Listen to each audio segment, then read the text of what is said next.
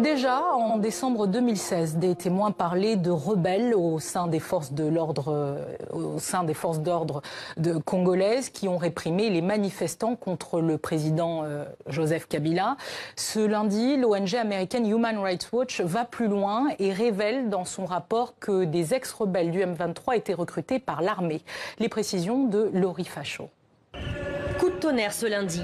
L'ONG Human Rights Watch accuse Joseph Kabila d'avoir recruté des anciens combattants du M23 pour qu'ils répriment les manifestations de l'année dernière.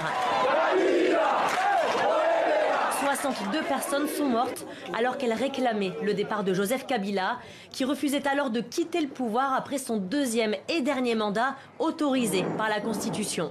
Nous avons fait plus de 120 entretiens, y compris avec des commandants, des combattants et des leaders politiques de M23.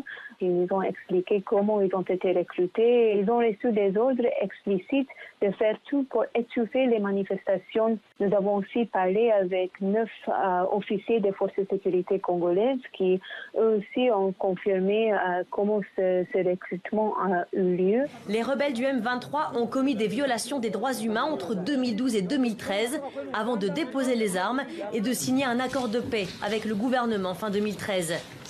Ce lundi, le chef politique du M23, Bertrand Bissimois, a réagi au rapport de l'ONG.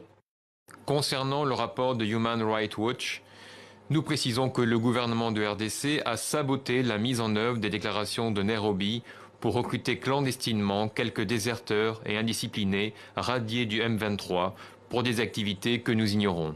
Les combattants du M23 ont été recrutés alors qu'ils étaient exilés en Ouganda et au Rwanda, selon l'ONG. Voici le témoignage de 2 d'entre eux.